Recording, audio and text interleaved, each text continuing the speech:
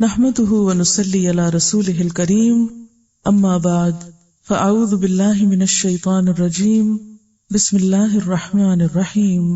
آپ سب کو نیا سال مبارک ہو۔ کیوں اتنے خوف زدہ ہیں؟ کیا نئے سال کی مبارک نہیں دی جا سکتی؟ مبارک کا مطلب کیا ہے؟ کہ اللہ تعالیٰ آپ کے لیے یہ سال برکتوں والا کرے، آپ اس سال میں بہت اچھے اچھے کام کریں، خوب نیکیاں کمائیں، نیکیوں میں ترقی کریں، اللہ کے قریب ہوں۔ مبارک دینا جو ہے نئے سال کی، اس میں کوئی قباحت نہیں ہے، کیونکہ یہ تو ایک دعا ہے۔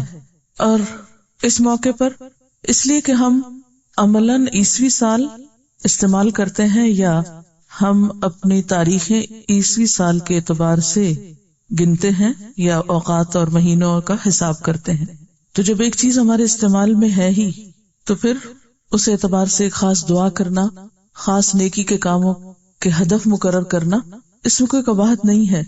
ایک اور بات یہ ہے کہ سورج اور چاند دونوں اللہ کی نشانیوں میں سے ہیں، دونوں ہی اللہ تعالیٰ نے بنائے ہیں۔ ہجری کیلنڈر چاند کے اعتبار سے ہے، چاند اللہ کی تخلیق ہے، اور عیسوی کیلنڈر سورج کے اعتبار سے ہے تو سورج اللہ کی تخلیق ہے۔ ہاں، ہم ہجری کیلنڈر کو عیسوی کیلنڈر پر ترجیح اس لیے دیتے ہیں کہ نبی صلی اللہ علیہ وسلم نے اس کو استعمال کیا، اس لیے اس کی فضیلت اور فوقیت ہے، اس کا استعمال کرنا بہتر ہے۔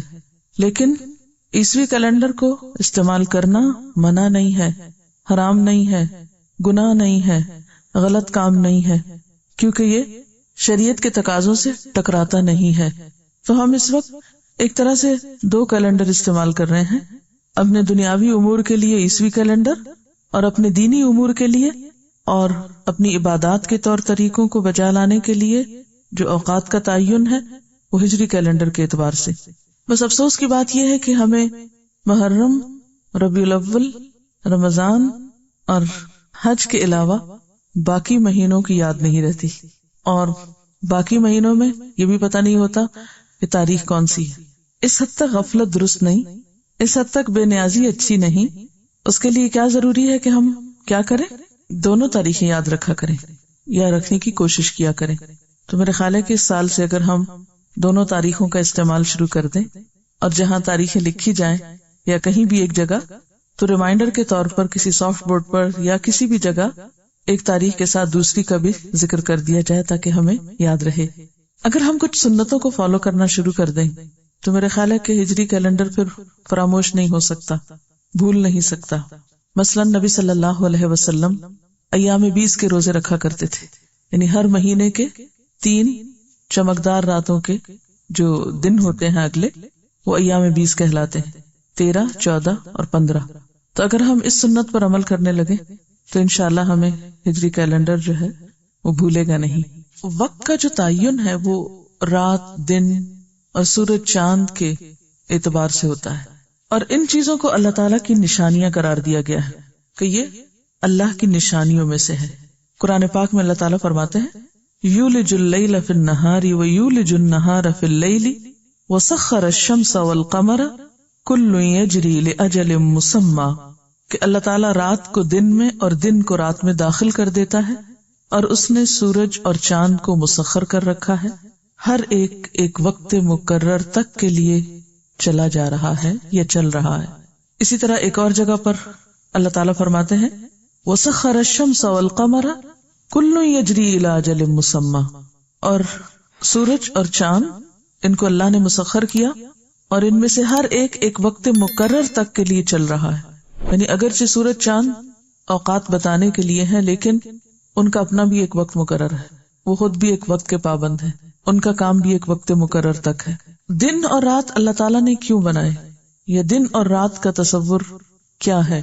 اللہ تعالیٰ فرماتے ہیں وَهُوَ الَّذِي جَعَلَ اللَّيْلَ وَالنَّهَارَ خِلْفَةً لِمَنْ أَرَادَ أَنْ يَذَّكَّرَ أَوْ أَرَادَ شُكُورًا، کہ وہ اللہ ہی وہ ذات ہے جس نے رات اور دن بنائے ایک دوسرے کے پیچھے آنے والے سکسیسرز۔ لِمَنْ أَرَادَ أَنْ يَذَّكَّرَ، ہر اس شخص کے لیے جو چاہے کہ نصیحت حاصل کرے، او ارادہ شکورا، یا وہ ارادہ کرے شکر گزار ہونے کا۔ تو گویا ایک دن کے گزرنے کے بعد ایک اور دن کا مل جانا، رات کے بعد دن کا آنا، دن کے بعد رات کا آنا، یہ اللہ تعالیٰ کی نشانیوں میں سے ایک نشانی ہے، اور پھر ان میں ایک بہت بڑا سبق ہے لمن اراد ان یذکر، اور دوسرا یہ کہ شکر گزاری کا مقام ہے. اس میں ہمارے لیے شکر گزار ہونے کا موقع ہے کہ ہر روز جب ہمیں ایک نیا دن ملے اور زندگی میں ایک سال کے بعد ایک اور سال کا اضافہ ہو، تو ہمیں اس موقع پر اللہ تعالیٰ کا ذکر بھی کرنا چاہیے اور اس کا شکر بھی بجا لانا چاہیے. ذکر اور شکر کا احسن ترین طریقہ کیا ہے کہ انسان سب سے پہلے اپنی عبادات میں پابندی اختیار کرے. یسألونک عن الاہلہ قل ہی مواقیت للناس والحج. لوگ آپ سے چاندوں کے بارے میں پوچھتے ہیں، یعنی چاند کے طلوع ہونے کے بارے میں، ہلال کے بارے میں پوچھتے ہیں. آپ کہہ دیجئے کہ یہ لوگوں کے لیے ٹائم بتانے کے پیمانے ہیں، مواقیت للناس میئرمنٹس آف ٹائم ہیں، والحج اور حج کا وقت معلوم کرنے کا ذریعہ ہے. تو حج چونکہ ایک فرض عبادت ہے، تو اللہ تعالیٰ نے دن اور رات کی تبدیلی اور ہر مہینے کے آغاز کا حساب رکھنے اور سالوں کا حساب رکھنے کے لیے جو کہا، تو اس میں نیت اور ارادہ کیا ہونا چاہیے کہ انسان اپنے فرائض کو ادا کرے. یعنی دن اور رات میں جب تبدیلی ہوتی ہے تو نمازیں، اسی طرح مہینوں کی تبدیلی میں زکوٰۃ، روزہ، حج. تو ایک مومن کا وقت کے ساتھ جو تعلق ہے، اس میں سب سے پہلا کام دن اور رات کی تبدیلی میں یا گھنٹوں اور لمحوں کے گزرنے میں جس چیز کی فکر اور جس چیز کا خیال رکھنے کی ضرورت ہے وہ عبادات کے اوقات ہیں، اور ان میں خصوصی طور پر دن اور رات میں 5 نمازیں اور مہینوں کی تبدیلی میں روزہ، زکوٰۃ اور حج. پھر ایک اور بات یہ بھی یاد رکھیے کہ ہمارے دن اور اللہ کے دن میں فرق ہے. وَإِنَّ يَوْمًا عِندَ رَبِّكَ كَأَلْفِ سَنَةٍ مِّمَّا تَعُدُّونَ، اور بے شک تیرے رب کے ہاں ایک دن 1000 سال کے برابر ہے جو تم گنتے ہو. ایک اور جگہ پہ فرمایا تعرج الملائکۃ والروح الیہ فی یوم کان مقدارہ 50,000 سنہ. فرشتے اور روح یعنی جبریل امین اس کی طرف چڑھتے ہیں ایک ایسے دن میں جس کی مقدار 50,000 سال کے برابر ہے. تو یہ جو دن اور رات ہیں یا یہ جو اوقات کے پیمانے ہیں، یہ صرف اس دنیا کے لیے ہے. جب انسان کی موت آ جاتی ہے اور اس کی روح پرواز کر جاتی ہے، اس کا تعلق زمین کی بجائے آسمانوں سے ہو جاتا ہے، تو پھر وہ اس ٹائم سے آگے نکل جاتا ہے، وہ ایک اور ٹائم میں داخل ہو جاتا ہے. تو ایک ہے ہمارا ماضی، ایک وہ ہے جو اس وقت ہے ہمارے پاس، اور ایک ہے ہمارا فیوچر. اور ہمارے فیوچر میں جو آخرت کا حصہ ہے وہ ٹائم لیس ہے، ان لمیٹڈ، وہ کبھی نہ ختم ہونے والا ہے. اور اس کے مقابلے میں یہ دنیا کا وقت جو ہے، قیامت کے دن لوگ جا کر کیا کہیں گے؟ لم یلبثوا الا عشیۃ او ضحاھا، کہ ہمیں دنیا میں تو بس دن کا ایک پہر صبح یا شام گزارنے کا موقع ملا ہے، زیادہ تو ہم رہے ہی نہیں. تو یہ جو اتنی طویل زندگی ہمیں محسوس ہوتی ہے، یہ اصل میں کیا ہے؟ آخرت کے مقابلے میں کچھ بھی نہیں. اگر آخرت کو ایک سمندر سے تشبیہ دی جائے تو یہ ساری زندگی ایک قطرے کے برابر بھی نہیں. وَيَوْمَ يَحْشُرُهُمْ كَأَن لَّمْ يَلْبَثُوا إِلَّا سَاعَةً مِّنَ النَّهَارِ، اور جس دن اللہ تعالیٰ ان لوگوں کو اٹھائے گا، جمع کرے گا، تو انہیں ایسا لگے گا جیسے وہ دن کی ایک گھڑی دنیا میں بس رہ کے آئیں، بس ایک لمحہ گزار کے آئیں.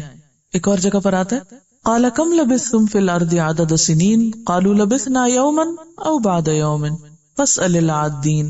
اللہ تعالیٰ ان سے پوچھے گا کہ تم زمین میں کتنا ٹھہر کے آئے ہو، تو وہ کہیں گے ایک دن یا دن کا بھی کچھ حصہ. یعنی وہاں جا کر اس زندگی یا اس دنیا کے ٹائم کا بھی صحیح اندازہ نہ ہو سکے گا، کیونکہ انسان کے سامنے اب ایک ایسی زندگی ہے جسے کبھی ختم نہیں ہونا، اینڈ لیس. اس لیے فکر اس بات کی کرنی چاہیے کہ وہ زندگی جس کی خوشیاں بھی لامحدود ہیں، نہ ختم ہونے والی، اور جس کے غم بھی پھر کبھی نہ ختم ہونے والے ہیں، اس کے لیے کچھ کرنے کی فکر کی جائے، اور اس زندگی کے وقت کو کاٹا نہ جائے، ضائع نہ کیا جائے، بلکہ مفید سے مفید کاموں میں گزارا جائے. کیونکہ جب موت آ جائے گی تو ایک لمحے کا بھی اضافہ نہ ہو سکے گا. وَلَن يُؤَخِّرَ اللَّهُ نَفْسًا إِذَا جَاءَ أَجَلُهَا، اور اللہ تعالیٰ کسی شخص کو ہرگز مہلت نہ دے گا جب اس کی موت کا وقت آ جائے گا. یعنی جب انسان کی موت کا وقت آ جاتا ہے اور کسی کو نہیں پتا کہ کب ہے، کس لمحے اور کس گھڑی، تو اس وقت پھر ایک لمحے کی بھی تاخیر نہ ہوگی. وہ کئی لمحات جو اس وقت ہم بیکار میں گزار دیتے ہیں، موت کے وقت پوری دنیا کی دولت خرچ کر کے ایک لمحے میں بھی اضافہ نہ کیا جا سکے گا. اسی لیے اللہ تعالیٰ نے فرمایا تھا کہ بل تؤثرون الحیات الدنیا والآخرۃ خیر وابقا، لیکن تم لوگ دنیا کی زندگی کو ترجیح دیتے ہو، یعنی دنیا کے کاموں کو، حالانکہ آخرت بہتر بھی ہے اور زیادہ باقی رہنے والی بھی۔ اصل میں اس وقت چونکہ ہمیں یہ نعمت ملی ہوئی ہے اور وافر مقدار میں ملی ہوئی ہے تو ہم اس کی قدر نہیں کرتے، لیکن اصل قدر کب ہوگی؟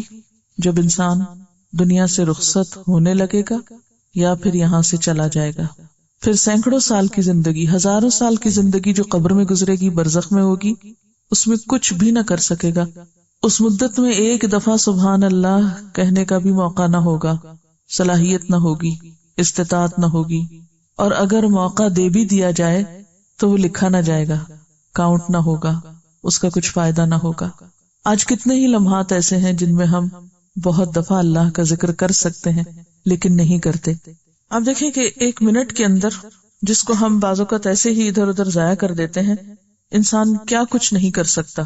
120 ایوریج جو ہے وہ 120 ہو سکتی ہے، کیونکہ ایک سیکنڈ میں آپ 2 دفعہ سبحان اللہ آرام سے کہہ سکتے ہیں، اور یہی ایوریج آپ لگائیں الحمدللہ کہنے کی، اور آپ کو پتا ہے کہ ایک دفعہ الحمدللہ کہنے کا اجر کتنا ہے؟ کتنا اجر ہے ایک دفعہ الحمدللہ کہنے کا؟ الحمدللہ تملأ المیزان، الحمدللہ کہنا میزان کو بھر دیتا ہے۔ اچھا، پھر 1 منٹ کا حساب لگا کے ذرا سبحان اللہ وبحمدہ سبحان اللہ العظیم پڑھیے ذرا، 30s میں سمجھے ایوریج 30 پلس ہے۔ اب میں آپ کو ایک حدیث سناتی ہوں۔ حضرت ابو ہریرہ رضی اللہ تعالی عنہ سے روایت ہے کہ رسول اللہ صلی اللہ علیہ وسلم نے فرمایا، 2 کلمات زبان پہ بہت ہلکے ہیں، میزان میں بہت بھاری ہیں، رحمان کو بہت محبوب ہیں، سبحان اللہ وبحمدہ سبحان اللہ العظیم۔ ایک دوسری حدیث میں صرف سبحان اللہ وبحمدہ، اس میں سبحان اللہ العظیم نہیں ہے۔ یہ حدیث بھی حضرت ابو ہریرہ سے روایت ہے۔ فرمایا، جو شخص دن میں 100 بار سبحان اللہ وبحمدہ پڑھتا ہے اس کی خطائیں مٹا دی جاتی ہیں، خواہ وہ سمندر کی جھاگ کے برابر ہی کیوں نہ ہو۔ متفق علیہ، بخاری اور مسلم کی روایت ہے۔ تاکید ہو جاتی ہے نا جب کوئی حدیث بخاری اور مسلم دونوں میں ہوتی۔ اگر آپ نے 33 دفعہ یا 30 سے کچھ زائد مرتبہ 1 منٹ میں پڑھا ہے سبحان اللہ وبحمدہ سبحان اللہ العظیم، اٹ مینس کہ آلموسٹ ڈبل ٹائم لگا ہے۔ اگر آپ صرف 1 دفعہ پڑھتے ہیں سبحان اللہ وبحمدہ تو 1 منٹ میں آپ 60 یعنی 60 دفعہ آسانی سے پڑھ سکتے ہیں، اور زیادہ سے زیادہ 1.5 منٹ میں آپ یہ عمل کر سکتے ہیں سبحان اللہ وبحمدہ 100 دفعہ پڑھنے کا۔ اور آپ اگر دن میں کوئی ایک وقت 1.5 منٹ کا مقرر کر دیں، مثلا سونے سے پہلے، مثلا سفر کرتے ہوئے، گھر سے یہاں تک آنے میں، واپسی پر، کسی بھی ایک موقع پر، تو کتنی ہمارے قلب، روح اور اعمال نامے کی صفائی ہوتی رہے گی ساتھ ساتھ۔ لیکن اصل بات یہ ہے کہ ہم اپنے اوقات کو منظم کرنا جانیں اور ان لمحات کی قدر کریں، ان منٹس کی قدر کریں۔ بعض اوقات ہم منٹ بھر کے لیے خاموش بیٹھے رہتے ہیں، سوچتے رہتے ہیں، فکر کرتے رہتے ہیں، نہ کچھ بولتے ہیں، نہ کہتے ہیں، نہ خصوصاً جو لوگ ڈپریشن میں ہوتے ہیں، بعض اوقات کوئی بات کرنا بھی بھول جاتے ہیں، ذکر کرنا بھی بھول جاتے ہیں۔ تو ایسے میں اگر ذکر کیا جائے تو اس ڈپریشن سے بھی نکل آئیں گے، کیونکہ عموماً ڈپریشن کی وجہ بھی یہ ہوتی ہے نا کہ انسان کے ذہن پر، انسان کے دل پر کچھ بوجھ ہوتے ہیں، وہ بوجھ اس کو اتنا دبا دیتے ہیں، اتنا نیچے گرا دیتے ہیں۔ ڈپریس کا مطلب ہی کیا ہے؟ لفظی مطلب یا لغوی مطلب کیا ہے؟ ڈپریشن گڑھے کو کہتے ہیں یا نچلی جگہ کو کہتے ہیں۔ تو انسان کو گڑھوں میں لے جاتے ہیں گناہوں کے یہ بوجھ، بعض اوقات یا گلٹ یا کوئی غم یا دکھ یا تکلیفیں۔ تو ان سے نکلنے کا واحد ذریعہ اللہ کی ذات کو تھامنا ہے، اور اس کا طریقہ اللہ کا ذکر ہے، جو ہمارے لیے کچھ بھی بوجھل نہیں، کچھ بھی بھاری نہیں۔ اگر ہم سنجیدگی کے ساتھ صرف اپنے ساتھ تہیہ کر لیں، عہد کر لیں، اپنے آپ کو عادت ڈال لیں، کسی ایک ٹائم کے ساتھ اس کو باندھ لیں، اپنے اہداف کو اوقات کے ساتھ باندھیے، جو آپ ایم کریں، جو ٹارگٹ کریں، اس کے ساتھ جب تک ٹائم نہیں باندھیں گے کام نہیں ہونے کا۔ کبھی بھی صرف منصوبے نہ بنائیں، کبھی بھی صرف پلاننگ نہیں کریں، بلکہ کیا کریں؟ منصوبہ اور ساتھ ہی وقت پلس کر دیں کہ کوئی کام کرنا ہے کس وقت کرنا ہے۔ دیکھیے آج جیسے پہلی تاریخ ہے نا سال کی، تو آج آپ اپنے ساتھ کچھ عہد کیجئے، اپنے کچھ منصوبے بنائی کہ اس سال میں یہ اور یہ کام کرنا چاہوں۔ کچھ باتوں کا تو پہلے ذکر کیا گیا اجمالی طور پر، لیکن کچھ تفصیلی باتیں بھی تفصیلی سے مراد کیا ہے کہ جیسے اگر ابھی ذکر کی بات ہو رہی تھی تو ذکر ہی پر اگر آپ کچھ چیزوں کا تہیہ کر لیں کہ یہ ذکر میں نے اپنی زندگی میں شامل کر لینا ہے کیونکہ یہ بہت فائدہ مند بات ہے. اور سوال یہ پیدا ہوتا ہے کہ کون سا طریقہ ہو کہ جس سے میں اس عمل کو پھر بھولوں نہیں، یاد رکھوں. وہ اپنی سہولت سے کوئی بھی وقت آپ مقرر کر سکتے ہیں، اور وہ وقت مقرر کرے جس وقت میں عموماً آپ کا 1.5 منٹ فارغ ہوتا ہے، جس وقت میں آپ 1.5 منٹ خالی نکال سکتے ہیں. میں سمجھتی ہوں کہ کلاس سے نکل کر گیٹ تک جانے میں آپ کو 1.5 منٹ سے تو زیادہ ہی لگتا ہے. اگر تو کوئی ضروری بات ہے تو آپ ضرور کیجئے ایک دوسرے سے، لیکن اگر کوئی خاص بات نہیں، کوئی بامقصد بات نہیں، تو آپ اس وقت کو بھی باندھ سکتے ہیں کہ یہاں سے نکلتے وقت، گیٹ تک پہنچتے وقت یا گاڑی تک بیٹھتے وقت اگر آپ ایک چھوٹی سی تسبیح یا انگلیوں پہ گننے کی عادت ہو تو زیادہ ہی اچھا ہے. اگر اس وقت میں بھی آپ سبحان اللہ و بحمدہ 100 دفعہ کر لیں تو انشاءاللہ تعالی آپ روحانی طور پر بہت ہلکا اپنے آپ کو محسوس کریں گے. اور یہ وہی 1.5 منٹ ہوگا کہ جس کی مرتے وقت ہم کتنی بھی خواہش کریں، کتنی بھی تمنا کریں، وہ ہمیں نہیں مل سکتا. اور جہاں تک ذکر کا تعلق ہے، حضرت ابو ہریرہ رضی اللہ تعالی عنہ سے روایت ہے، مسلم نے اس کو روایت کیا ہے اپنی کتاب نے.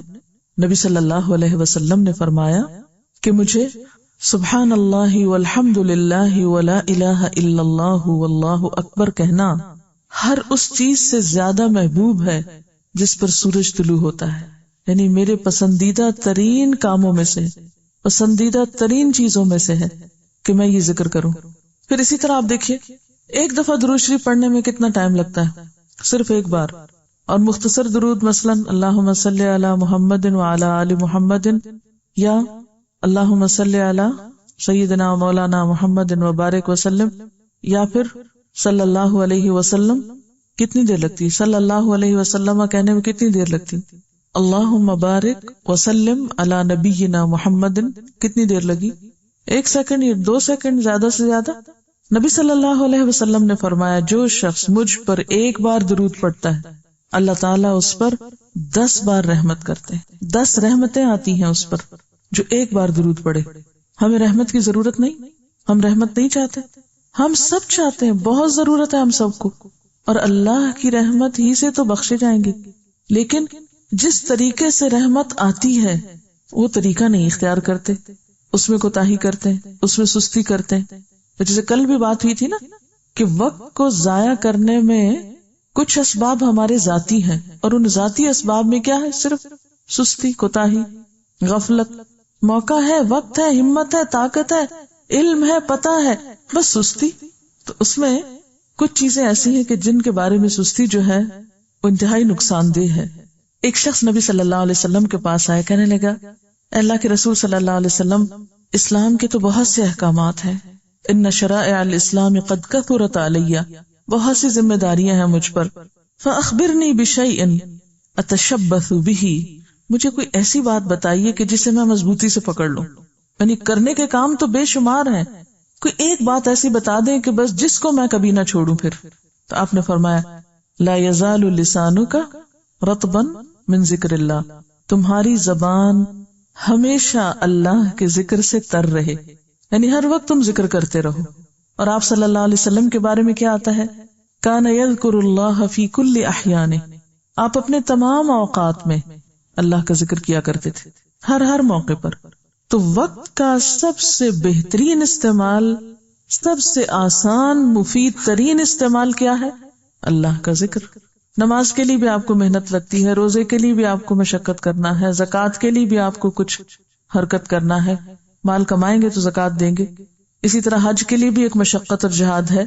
لیکن ذکر کے لیے کیا کرنا پڑتا ہے؟ صرف ایک ارادہ اور زبان ہلانا، اس سے بھی آسان کوئی کام.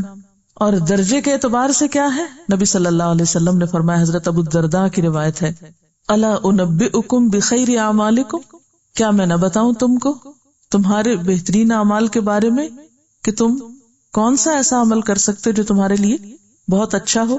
وَأَزْكَاهَا عِنْدَ مَلِيكِكُمْ، اور جو بہت ہی پاکیزہ تر ہے تمہارے بادشاہ کے نزدیک، یعنی اللہ تعالیٰ کے نزدیک. وَأَرْفَعُهَا فِي دَرَجَاتِكُمْ، اور جو تمہارے درجات کو بہت زیادہ بلند کرنے والا ہے. وَخَيْرٌ لَكُمْ مِنْ إِنفَاقِ الذَّهَبِ وَالْفِضَّةِ، اور تمہارے لیے سونے اور چاندی کو خرچ کرنے سے بھی زیادہ بہتر ہے، یعنی صدقے خیرات سے بھی زیادہ اس کا اجر ہو جاتا ہے۔ وَخَيْرٌ لَكُم مِّنْ أَن تَلْقُوا عَدُوَّكُمْ فَتَضْرِبُوا أَعْنَاقَهُمْ وَيَضْرِبُوا أَعْنَاقَكُمْ، اور تمہارے لیے اس سے بھی بہتر ہے کہ تم اپنے دشمن سے ملو تو تم ان کی گردنیں اڑاؤ اور وہ تمہاری یعنی جنگ کرنا اللہ کے راستے میں۔ قالوا بلا، انہوں نے کہا کیوں نہیں، اے اللہ کے رسول صلی اللہ علیہ وسلم، اتنا اچھا کوئی کام ہے تو ہمیں ضرور بتائیے۔ قال ذکر اللہ تعالی، فرمایا اللہ کا ذکر کرنا۔ ذکر ایک ایسا عمل ہے کہ اگر اس کی عادت ہو جائے آپ کو تو پھر وقت ضائع ہونے کا سوال ہی پیدا نہیں ہوتا۔ یعنی اتنا افضل ترین کام جو آپ واک کرتے وقت، سیڑھیاں چڑھتے وقت، اترتے وقت، سوتے وقت، جاگتے وقت، نیند سے آنکھ کھلنے پر، بستر پر لیٹے ہوئے، کھڑے بیٹھے، کسی بھی حال میں، تندرستی میں، بیماری میں، مصروفیت میں، ہر حال میں کر سکتے ہیں۔ یہ وہ نیکی ہے جو کسی بھی اور نیکی کے ساتھ کمبائن کی جا سکتی، اس کے ساتھ ملا کے کی جا سکتی۔ آپ اللہ کے راستے میں نکلے، ساتھ ذکر کرتے چلے جائیں۔ آپ علم حاصل کرنے کو نکلے، ساتھ ذکر کر سکتے ہیں۔ آپ کھانا پکا رہے ہیں، ساتھ ذکر کر سکتے ہیں۔ آپ کپڑے دھو رہے ہیں، ساتھ ذکر کر سکتے ہیں۔ یعنی ذکر کرنا ایک ایسی عبادت ہے اور ایک ایسا عمل ہے جو ہمیں دنیا کے کاموں سے روکتا نہیں، ہم اپنے کاموں کے دوران بھی کر سکتے ہیں۔ پھر اسی طرح ذکر ہی میں دعا بھی مانگ سکتے ہیں۔ دعا جو ہے وہ عبادت ہے۔ گویا جب آپ دعا مانگ رہے ہیں، دوسرے لفظوں میں آپ اللہ تعالیٰ سے اپنے لیے کچھ مانگ رہے ہیں۔ مانگنا عبادت ہے، اللہ سے مانگنا عبادت ہے۔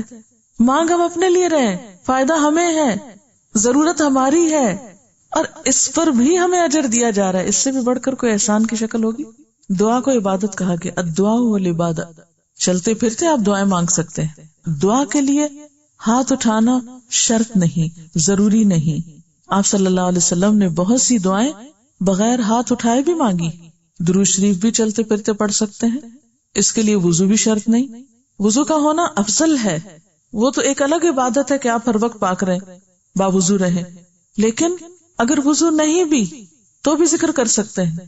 اگر اللہ کا ذکر کر سکتے ہیں تو نبی صلی اللہ علیہ وسلم پر درود کیوں نہیں بھیج سکتے؟ اب میں ایک اور پہلو پہ بات کروں گی۔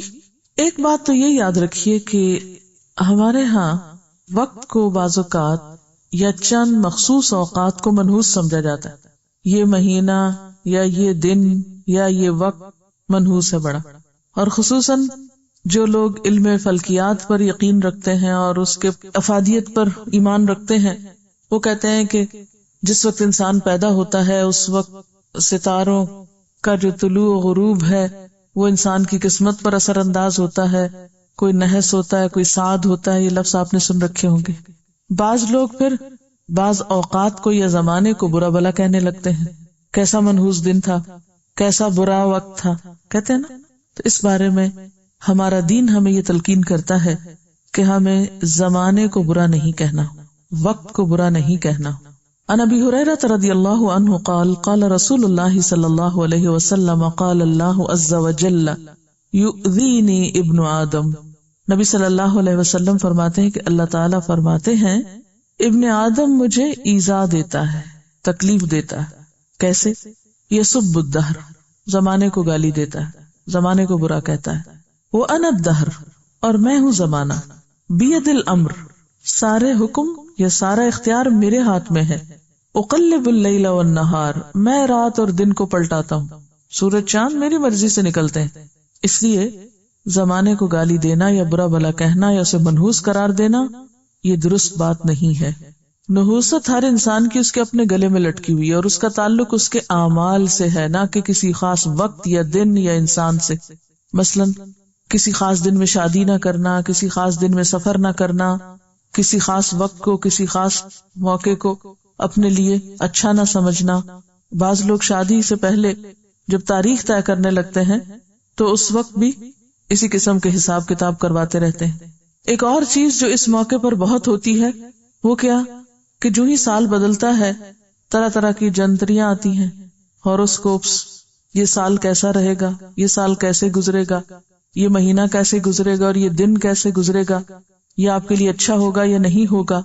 ان چیزوں کا ہمارے دین میں کوئی تصور نہیں اور نہ ہی ان میں سے کوئی بات سچی ہے، کیونکہ غیب کا علم صرف اللہ کے پاس، کسی کے پاس نہیں۔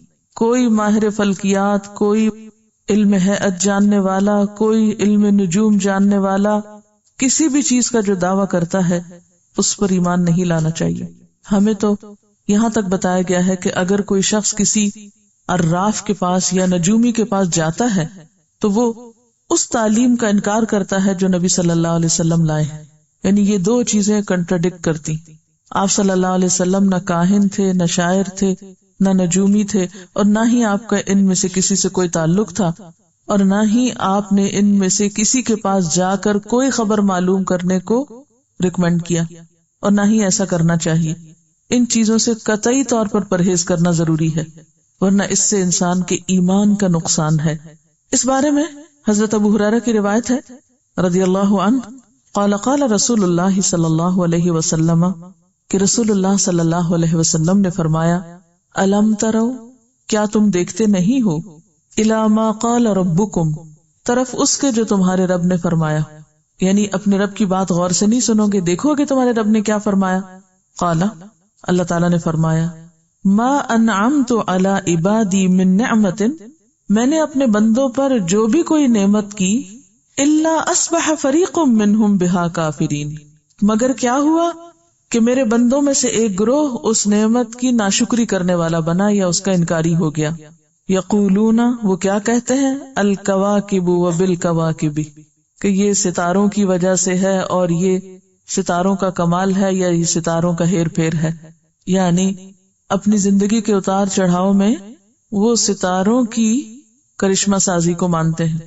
اچھا، یہ چیز آپ کے لیے دلچسپی کا باعث ہوگی کہ ریسنٹلی ان ستاروں کے علم کو یا علم الفلکیات کو بالکل بوگس قرار دیا گیا ہے. اس وقت میرے سامنے ایک خبر ہے جس کو پڑھ کے میں آپ کو سناتی ہوں. یہ روزنامہ امت میں چھپی ہے 30 دسمبر 2003، 30 دسمبر 2003 میں. خبر میں لکھا ہے، لندن امت نیوز، سائنسدانوں نے بالآخر 40 سال کی سائنسی تحقیق کے بعد ثابت کر دیا کہ علم الفلکیات محض فریب اور دھوکے کے سوا کچھ نہیں، اور اس علم کی بنیاد لغویات پر مبنی تھی. اس تحقیق پر 1958 سے لندن میں کام شروع ہوا، جس میں ایک سابق ماہر فلکیات اور سائنسدان جیفری ڈین اور کینیڈا کی کیچون یونیورسٹی کی ماہر نفسیات ایوان کیلی نے حصہ لیا. یہ تحقیقی رپورٹ ایک جریدے میں شائع ہوئی.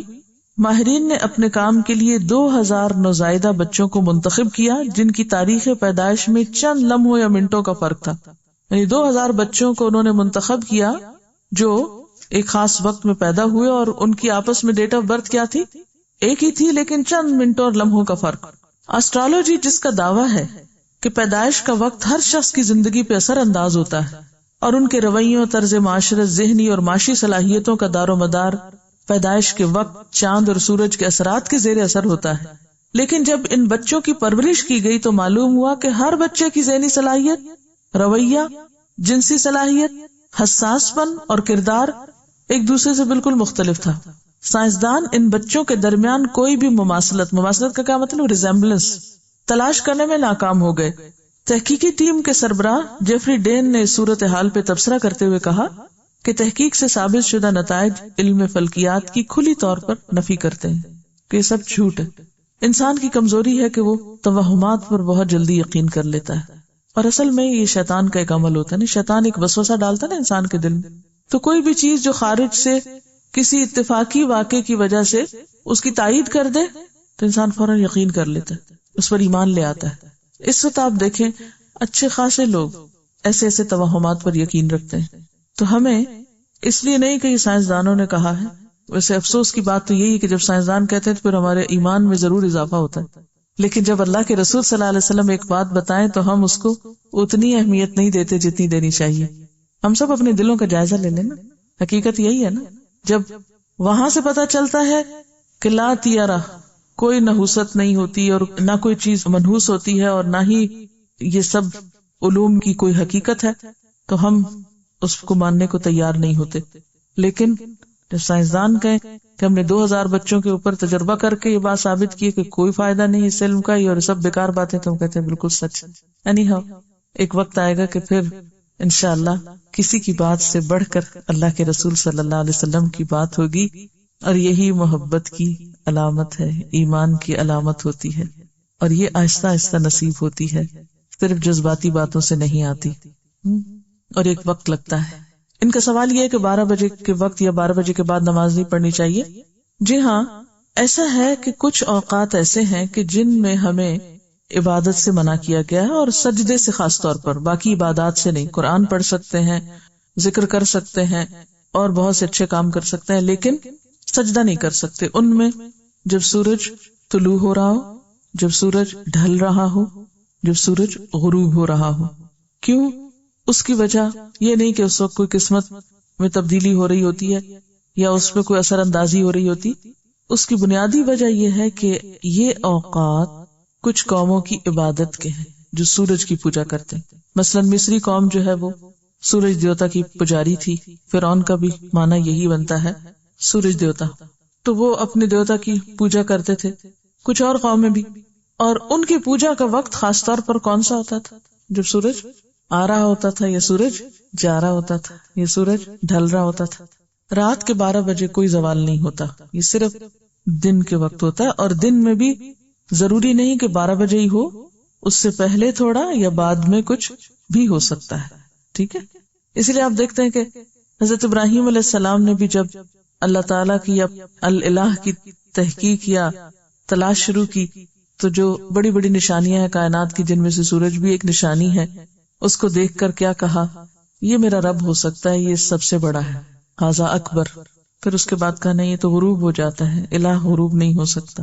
ہمیں ان اوقات سے صرف اس لیے نماز پڑھنے سے روکا گیا ہے یا سجدہ کرنے سے کیونکہ اس میں احتمال تھا کہ دوسری قوموں کی مشابہت ہو۔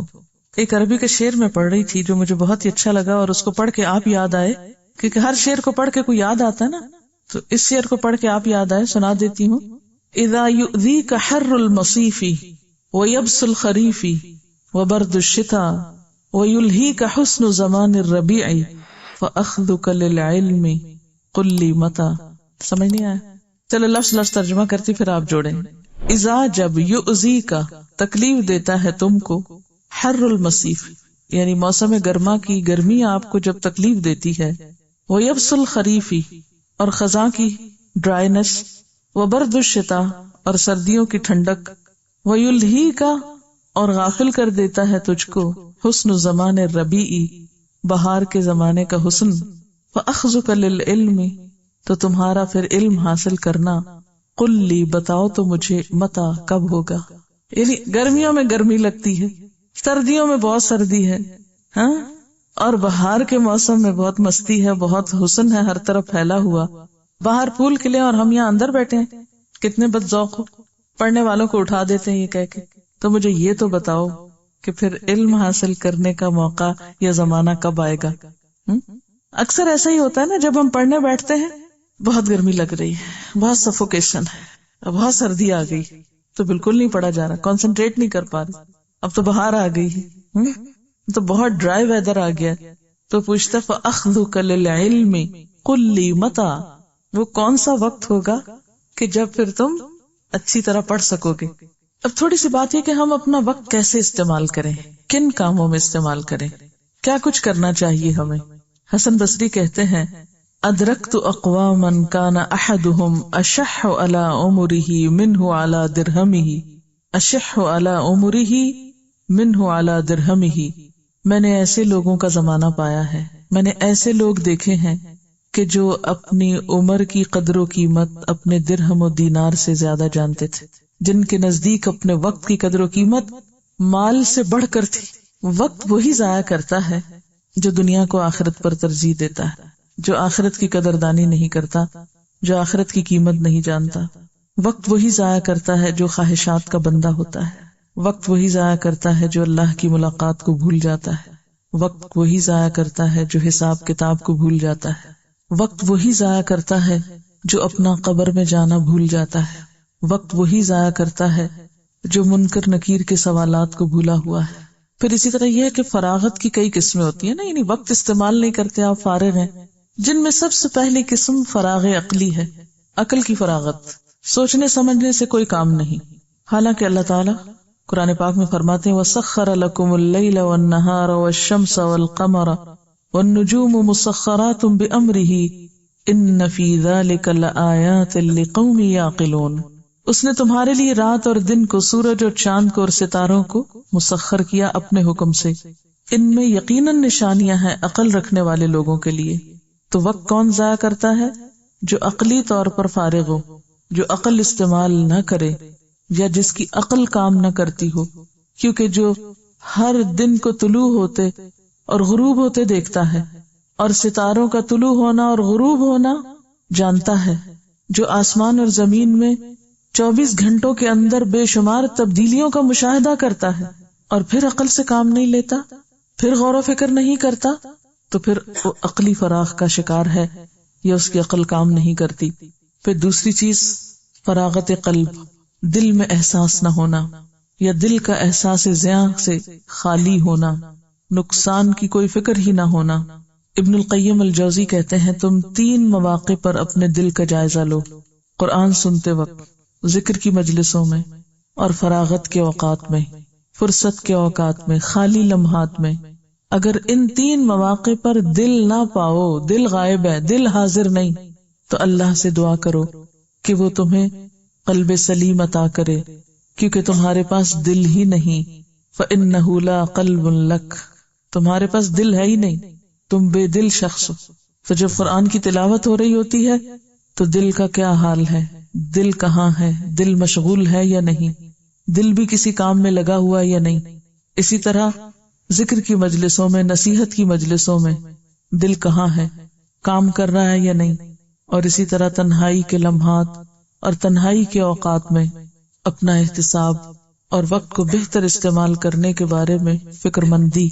پھر اسی طرح ایک فراغ نفسی ہوتی ہے، اپنی ذات کے بارے میں بے خبری، بے فکری، کوئی ذمہ داری کا احساس نہیں، نہ بندوں کے حق میں نہ اللہ کے حق میں۔ اسی لیے قیامت کے دن ایسے لوگ جا کر کیا کہیں گے، ان تقول نفس یا حسرۃ علی ما فرطت فی جنب اللہ، کہیں ایسا نہ ہو کہ قیامت کے دن جا کر کہو ہائے افسوس مجھ پر جو بھی میں نے کمی کوتاہی کی اللہ کے حق میں۔ حضرت عمر رضی اللہ تعالی عنہ کہتے ہیں جب میں تم میں سے کسی کو فارغ دیکھتا ہوں، بیکار دیکھتا ہوں کہ نہ کوئی دنیا کا کام کر رہے ہو نہ دین کا کام کر رہے ہو یا آخرت کے لیے کوئی کام نہیں کر رہے، تو مجھے سخت تکلیف ہوتی ہے اور میں سخت ناپسند کرتا ہوں۔ وقت کے استعمال میں ایک بات تو ہو ہی گئی، اور وہ کیا تھی؟ ذکر۔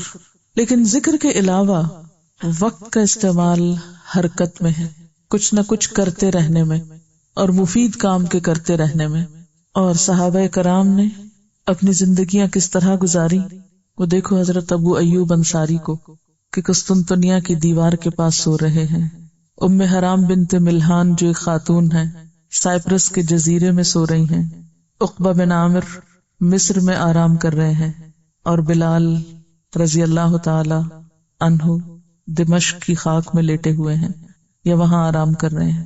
یہ ایک نبی اور ایک پیغمبر کے ارد گرد رہتے تھے، آپس میں محبت کرتے تھے، ایک دوسرے کے ساتھ تعاون کرتے تھے۔ لیکن آپ صلی اللہ علیہ وسلم کے دنیا سے جانے کے بعد آپ کے مشن کو جو آگے لے کر بڑھے تو ان کی زندگی میں سکوت نہیں تھا۔ انہوں نے کسی ایک خاص زمین سے دل نہیں لگا لیا، کسی ایک خاص علاقے کو اپنی جگہ نہیں سمجھا، بلکہ دنیا میں چاروں طرف پھیل گئے۔ مردوں کے علاوہ عورتیں بھی اس کوشش میں اور اس کام میں شریک ہیں۔ آج بھی مسلمان ہجرت کر رہے ہیں، آج بھی مسلمان دنیا میں پھیل رہے ہیں، لیکن ان میں سے کون ہے جو ان کی اتباع میں پھیل رہا یا ان کے اسوہ حسنہ میں اپنا گھر، اپنی زمین اور اپنا علاقہ چھوڑے ہوئے ہو؟ اب جب انسان ایک حرکت کرتا ہے یا کوئی کام کرتا ہے تو پھر کیا کچھ کرنا چاہیے اس کو؟ ٹھیک ہے، بیٹھ کے تو ہم ذکر کر رہے ہیں، اٹھے ہیں، کچھ کریں، کیا کریں، کس چیز کی تلاش میں نکلیں، کہاں جائیں؟ نمبر 1 ایسے انسانوں کی تلاش میں کہ جن کے ساتھ مل کر آپ خیر کے کاموں میں آگے جا سکیں، کیونکہ تنہا انسان کی دوڑ جیسے ایک تنہا پرندے کی اڑان ہوتی ہے تو ایک محدود مقام تک کے لیے ہوتی ہے، لیکن جب بھی پرندے طویل سفر طے کرتے ہیں تو اکٹھے مل کر اگر آپ نیکی میں دور تک جانا چاہتے ہیں تو تنہا نہیں جا سکتے۔ لوگوں کے ساتھ تعلق، اجتماعی زندگی، اکٹھے مل کر رہنا اور اکٹھے نیکی کے کام کرنے، یہ بے حد ضروری ہے۔ ایک طریقہ ہو سکتا ہے کہ لوگوں کو چھوڑ کر تنہائی میں بیٹھ رہنا. تنہائی میں اکیلے بیٹھ رہنے والے اور لوگوں سے دستبردار ہونے والے یا لوگوں سے بیزار ہونے والے لوگ کچھ زیادہ کام نہیں کر پاتے، کیونکہ جب آپ لوگوں سے ملتے جلتے ہیں ان کی تکلیفوں کے باوجود، تو آپ اچھے لوگوں سے بھی سیکھتے ہیں، برے لوگوں سے بھی سیکھتے ہیں. آپ اچھوں کی تلاش میں نکلے، اگر راستے میں برے مل جائیں تو ان کی برائی بھی ہو سکتا ہے آپ کو نیکی پہ جما دے، اگر آپ کے اندر پہچان والی نظر ہوگی. اسی لیے حضرت علی رضی اللہ تعالی عنہ کا ایک قول ہے، خالط المؤمن بقلبک وخالط الفاجر بخلقک، کہ مومن کے ساتھ تو ملو جلو دل کے ساتھ، محبت کے ساتھ، لیکن فاجر کے ساتھ جب ملو تو اخلاق کے ساتھ. یعنی اچھا شخص مل جائے جس کو دیکھ کر ایمان بڑھے تو اس سے تو قلبی تعلق ہونا چاہیے، اور اگر کوئی ایسا انسان ملے کہ جس کے اندر کوئی ایمان نہیں، بہت ہی خراب شخص ہے، تو بھی تم اخلاق کا دامن نہیں چھوڑو، تم اس کو اخلاق سکھاؤ، لیکن لوگوں سے الگ نہیں رہو. انفرادیت نہیں، اجتماعیت، لوگوں سے فرار نہیں، لوگوں کے بیچ میں رہنا. جسے ایک اور روایت میں بھی آتا نا کہ وہ شخص جو لوگوں کی اذیتوں کے باوجود لوگوں کے ساتھ مل کر رہتا ہے وہ بہتر ہے اس شخص سے جو سب کو چھوڑ کے ایک طرف ہو جائے. پھر آپ نکلے اور حرکت کریں تو کس پر؟ لوگوں کی مدد کے لیے. اچھا، جب آپ یہ لفظ سنتے ہیں کہ کسی کی مدد کے لیے نکلے تو آپ کے ذہن میں کیا ہوتا ہے؟ کیسی مدد؟ وہ کوئی خاص بوری بھر کے لے جا رہے ہیں آپ گاڑی میں رکھ کے کہیں کسی کو دینے کے لیے تو یہ تو مدد ہوگی؟ نہیں. کوئی بیٹھ کے اٹھ نہیں پا رہا، کسی کی کتاب گر گئی، کسی کا قلم چھوٹ گیا، چھوٹے چھوٹے کاموں میں دوسروں کی مدد. اپنی شخصیت کو ہر دم ہر لمحہ خدمت کے لیے تیار رکھیں کہ چھوٹی چھوٹی چیزوں میں راہ چلتے کسی نہ کسی کی کچھ نہ کچھ مدد، یعنی مدد کرنے والا ایٹیٹیوڈ اختیار کریں کہ آپ ہر وقت تیار ہوں کہ کہیں مجھے کوئی ملے تو میں اس کے لیے کچھ کر دوں. انتظار نہ کریں کہ ہاں وہ خاص کوئی موقع ہوگا تو پھر کچھ کریں گے. امام بخاری کے ایک استاد تھے ابو عثمان، وہ کہتے ہیں ما سألنی احد حاجتا الا قمت له بنفسی، کبھی کسی نے میرے سامنے اپنی کوئی حاجت یا ضرورت رکھی ہی تو میں خود اٹھ گیا اس کی مدد کے لیے. یعنی اگر میں خود پورا کر سکتا تھا تو بیٹھا نہیں رہ گیا، کسی کی بھی ضرورت کا پتہ پا کر فوراً اٹھا. وَإِن تَمَّ، اگر پوری ہو گئی، وَإِلَّا قُمْتُ لَهُ بِمَالِي، یعنی گھر میں کچھ ہے تو وہاں سے دے دیا، اگر گھر میں نہیں تو قُمْتُ بِمَالِي، پیسوں سے مدد کر دی کہ تم نے مجھ سے قلم مانگا، میرے پاس نہیں، مجھے خوشی ہوگی اگر تم میری طرف سے جا کے لے لو. فَإِن تَمَّ، اگر ایسا ہو گیا تو ٹھیک، وَإِلَّا استعنا لہو بالاخوان، اپنے پاس نہیں تھا، کچھ نہیں دے سکتے تھے، کسی دوسرے بھائی سے مدد لے کر ضرورت مند کی ضرورت پوری کر دی، سفارش کر دی جا کے کہ یہ شخص اس چیز کا ضرورت مند ہے، اس کی مدد کر دو. فَإِن تَمَّ، اور اگر وہ کام ہو گیا تو ٹھیک، وَإِلَّا اسْتَعَنْتُ لَهُ بِالسُّلْطَانِ، کہ مجھے اگر سلطان تک بھی جانا پڑا یا کسی بڑے تک جانا پڑا یا کسی ایسے شخص کے پاس جس کے پاس اتھارٹی ہو یا زور ہو تو میں اس تک بھی پہنچا تاکہ میں اس کی ضرورت پوری کرا دوں. ذرا اس مثال کو سامنے رکھ کے ہم سب اپنے اپنے رویے کو دیکھیں کہ کوئی ضرورت مند شخص ہمارے پاس جب آتا ہے ہمارا رویہ کیا ہوتا ہے، ہمارا طریقہ کیا ہوتا ہے؟ اس کو دیکھ کر آنکھیں بند کر لینا، کنی کترا جانا، اگنور کر جانا، گاڑی میں بیٹھے ہیں تو تیز دوڑا کے نکل جانا. اور یہ رویے کن کے ایسے ہوتے ہیں؟ انہی کے ہو سکتے ہیں جو یہ نہ جانتے ہوں کہ من نفس عن مؤمن کربتا من کرب الدنیا نفس اللہ عنہ کربتا من کرب یوم القیامہ، جس نے کسی مومن سے دنیا کی مصیبتوں میں سے کوئی مصیبت ہٹا دی، اللہ تعالیٰ اس کی قیامت کی تکلیفوں میں سے کوئی تکلیف ہٹا دے گا. اور پھر من کان فی حاجت اخیہ کان اللہ فی حاجتہ، جو اپنے بھائی کی حاجت میں ہوتا ہے اس کی ضرورت پوری کرتا ہے، اللہ اس کی ضرورت پوری کر دیتا ہے. اور لوگوں کی ضروریات پوری کرنے کے لیے دل کی وسعت بڑی ضروری ہے کہ آپ کا دل بڑا ہو، اور یہ ضروریات صرف ان لوگوں کی پوری نہ کی جائیں جو آپ کے آس پاس ہیں، جو آپ کو اچھے لگتے، کوئی بھی ہو، اس سے کوئی فرق نہیں پڑتا کہ وہ کون ہے. کیوں؟ اس لیے کہ آپ کسی شخصیت کی مدد تو نہیں کر رہے، کسی نام کی مدد تو نہیں کر رہے، آپ کس کی مدد کر رہے ہیں؟ اللہ کے نام پر کر رہے ہیں. اس سے کیا فرق پڑتا ہے کہ وہ لینے والا کون ہے؟ ایک بہت ہی خوبصورت حدیث ہے، طبرانی نے اس کو اپنی اوسط میں روایت کیا ہے اور حاکم نے کہا ہے کہ صحیح الاسناد ہے، بہت ہی خوبصورت.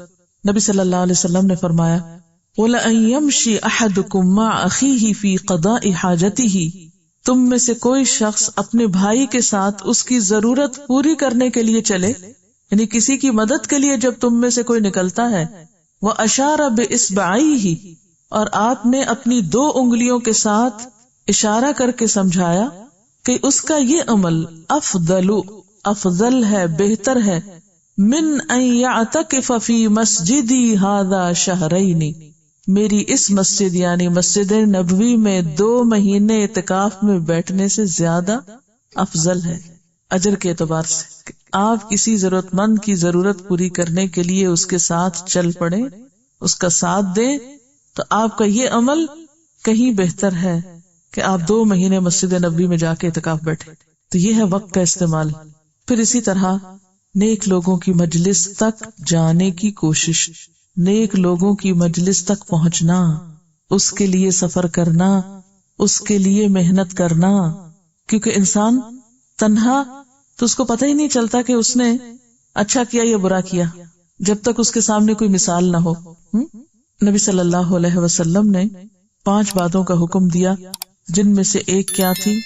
لوگوں کے ساتھ اکٹھے رہنا، لزوم الجماع۔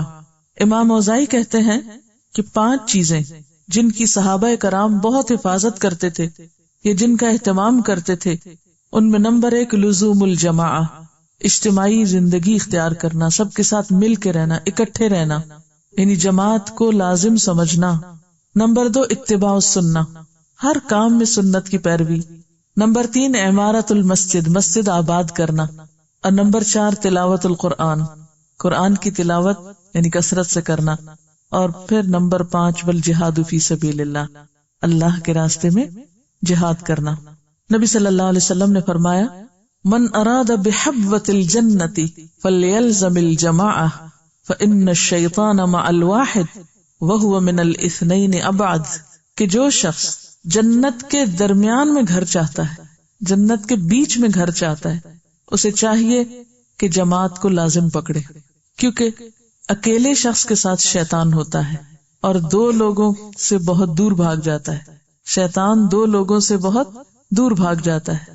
آپ اکیلے ہوتے ہیں نا، آپ کو وسوسے آنے لگتے ہیں، آپ کے دل میں غلط فہمیاں پیدا ہونے لگتی ہیں، آپ کی سوچ نیگیٹو ہونے لگتی ہے۔ لیکن اگر آپ کو کوئی نیک شخص مل گیا، کوئی اچھا شخص مل گیا جس کے پاس بیٹھ کر آپ اپنی ان وسوسوں کو صاف کر لیں، یا اگر ڈائریکٹ نہ بھی بات کریں تو ہو سکتا ہے کہ اس کی کسی بات میں آپ کی ساری غلط فہمیوں کا جواب ہو۔ حضرت علی رضی اللہ تعالیٰ عنہ کہتے ہیں، قدر الجماعت خیر من صفو الفرد، جماعت کے اندر رہتے ہوئے کچھ چیزوں کا میلا ہونا یا قدورت ہونا بہتر ہے تنہا انسان کی صفائی سے یا صفائے قلب سے۔ یعنی ایک شخص اکیلا رہ کے جو تزکیہ نفس کر رہا ہے وہ اس درجے تک نہیں پہنچ سکتا جہاں اکٹھے رہ کر لوگ، چاہے آپس میں کٹ پٹ لگی رہے، کچھ نہ کچھ اونچ نیچ ہوتی رہے، اس ماحول میں رہنا کہیں بہتر ہے بنسبت اس کے کہ انسان تنہا کسی مسلح پہ بیٹھ کر نفل پڑھ رہا ہو۔ شافعی رحمۃ اللہ علیہ کہتے ہیں، لیس لأحد الا وله محب ومبغض، ہر شخص کا کوئی نہ کوئی چاہنے والا بھی ہوتا ہے اور اس سے کوئی نہ کوئی نفرت کرنے والا بھی ہوتا ہے۔ یعنی کوئی شخص ایسا نہیں کہ جس کا کوئی چاہنے والا نہ ہو یا اس سے کوئی نفرت کرنے والا نہ ہو، یہ ایک عام بات ہے۔ فإذن لا بد من ذلك، اس کے بغیر تو چارہ ہی نہیں، یہ تو زندگی کا حصہ ہے۔ لیکن انسان کو پھر کیا کرنا چاہیے؟ صرف چاہنے والوں کے پاس نہ بیٹھے اور صرف بغض کرنے والوں کے پاس سے نہ بھاگے۔ فَلْيَكُنِ الْمَرْءُ مَعَ أَهْلِ طَاعَةِ اللَّهِ عَزَّ وَجَلَّ، انسان اللہ کی اطاعت کرنے والوں کو تلاش کرے اور ان کے ساتھ بیٹھ جائے، بھلے وہ آپ سے محبت کریں یا نہ کریں، کیونکہ عموماً انسان کا رجحان کس کی طرف ہوتا ہے؟ انسان کی خواہش نفس اس کو کس طرف لے جاتی ہے؟ محبت کرنے والوں کی طرف۔ اور بہت سے محبت کرنے والے دراصل ہمارا نقصان کرنے والے ہوتے ہیں، جو ہمیں اللہ کے راستے سے ہٹا دیتے ہیں، کیونکہ بسا اوقات انسانوں کی محبت ان کی اپنی خواہشات پر مبنی ہوتی ہے نا، خواہشات نفس پر مبنی ہوتی ہے، اور وہ اپنے نفس کی خواہشات کی تکمیل میں آپ کو انوالو کر لیتے ہیں اور آپ کا بھی وقت ضائع کرتے ہیں، فضول کی بیکار باتوں میں لگا کر، بیکار کاموں میں لگا کر۔ اور اس طرح آپ کیا کرتے ہیں؟ وہ وقت آپ کا جو اہم ترین اعلیٰ ترین مقاصد کے لیے استعمال ہونا تھا، وہ محض کس میں گزر گیا؟ خواہشات نفس کی تکمیل میں، حاصل کچھ بھی نہ ہوا۔ محض فضول کی بیکار باتیں. آج آپ دیکھیں انٹرنیٹ پہ جو چیٹ ہو رہی ہے سب سے زیادہ پاکستان سے، یعنی جو ریشو ہے وہ سب سے زیادہ پاکستان کا نمبر 1 ہے، جہاں کی یوتھ جو ہے وہ چیٹ میں لگی ہوئی ہے. گھنٹوں گھنٹوں لوگ بیٹھے رہتے ہیں کمپیوٹرز پر وقت ضائع کرنے. کبھی سوچیں تو حاصل کیا ہوتا ہے، نتیجہ کیا نکلتا ہے. کسی انسان کے پاس بیٹھ کر تو پھر بھی انسان سمجھے، یعنی انسان کو انسان سے ایک انس ہوتا ہے، لیکن ایک مشین کے ساتھ بیٹھ کے جو گھنٹوں گزرتے ہیں اور اس میں اوقات ضائع ہوتے ہیں، نمازوں میں تاخیر ہوتی، حقوق میں کوتاہی ہوتی، فرائض میں غفلت ہوتی، کبھی انسان سوچے تو کیا ہے؟ محض خواہشات نفس کی تکمیل اور وقت کا ضیاع. جب تک ہم اپنا احتساب خود نہیں کریں گے، جب تک ہم خود اپنے ساتھ سچے نہیں ہوں گے، جب تک اپنے مخلص ہم خود نہیں بنیں گے، اپنا حساب خود نہیں کریں گے، کوئی شخص ہمارے لیے کچھ نہیں کر سکتا. تو اس لیے ہم سب اپنا اپنا حساب کریں. سبحانک اللہم و بحمدک، نشہد ان لا الہ الا انت، نستغفرک و نتوب الیک. والسلام علیکم ورحمۃ اللہ وبرکاتہ.